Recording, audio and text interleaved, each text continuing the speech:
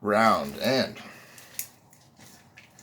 I've given it about the half an hour mark now, so that I've given this a lot more time, you guys. A lot more time. And when I come along and do this, you'll see I can do a fast, clean, quick job without taking up all the paint. Now look at that. You see that? Man, I gave this at least half an hour, guys, and it's still looking like it's not enough. And I will tell you why. Because once you get to this point, I have a layer underneath, guys, that never dried. That never dried. And even though it sat overnight, you have a water-based paint with silver right down there. And I am going to try and remove some of this. Now look at that. It went right back to it. You see that? Totally ruined. This stuff is so hard to paint, guys. It's not even funny. To do any kind of a good job, you have to go really slow. And to go really slow, you risk really brush marks forming as the paint dries. What you need to do is take very short strokes with this stuff, I found. Very short, light strokes. And then just keep adding more, coming downwards with your light strokes. And make every batch exactly the same. Make every time you do this exactly the same. It's boring, guys, but it does work. You just keep making your very small streaks. And small means that you won't run out of paint. And that's why you do it little tiny short strokes. And it goes back to that think small, miss small, aim small, miss small. So there you go. Now, I'm really horrified to say that this isn't done yet. That layer just looks absolutely worse than it did. Now, that all comes about, guys, for the no other reason than I didn't give it long enough to dry in the early layers, guys. That is crucial. This is what 10 minutes per layer gets you. An infinite round of shite that'll go on forever because you're not giving it time to properly dry.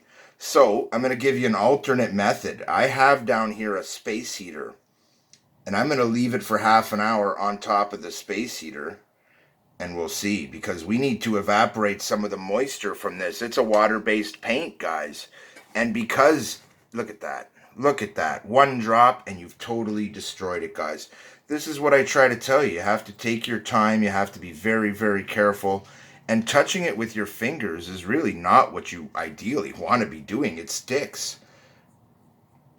But if you just gently come along from underneath, as soon as you get to the point where it starts to get a little sticky, a little tacky, it wants to rip it right out of your hands. And I don't know anybody who's really come up with an adequate solution for this, except to do it like this. So, I am going to go again, but look at this crap. Look at this utter garbage. And this has all come about because I can't put layers on top of it because it's still wet. So, I'm going to put these like this so they kind of bake in this tin. Like a baking tin. I'm going to put everything on it, and I'll show you that in a second. And I'm going to put a little more paint, because if you're going to do it like this, you can put a nice thicker layer. And you don't have to put these little shit thin layers. You can put a nice layer. But I'm going to suggest that you do a combination of these techniques. So you make it as thin as possible. You do it quick, but you do it with enough paint on your brush to actually cover. And now we're going to make sure I'm not leaving big streaks of crap on it where my fingers were, for example. And I'm just going to set it down onto here. Now at this point, I am not, guys, focused on the edges whatsoever. I could care less about the edges. I only care that I have everything on the tray. I'm going to now set this underneath this table onto my space heater. And then I'm going to turn it on just high enough that it comes on, because this is one of those adjustable ones that maintains a temperature. The window's open, so it should stay on. That being said, I'm going to cut out, except for this piece. I wanted to show you guys this one. Now look, it's coming out very thin and I can still see through it. But look at the difference in quality. I'm showing you how to do it wrong while showing you how to do it right. And look, see this? We've got enough paint here to cover this piece. More than enough. We need enough, though, to get our brush nice and painty. And that's generally going to be at the tip where we flip it. And look, now just draw it down. And if you do it like that and just do it quick, that's generally just about perfect. It's when you keep going you tend to screw it up. So the purpose of this little tester is actually to show you guys how it's done in a proper fashion. Gonna brace the tip, just the tip. And now I'm gonna flip it over, give it a little touch up on that tip to make up for that. And now we're just gonna set it here. This one I've been giving a lot longer to dry.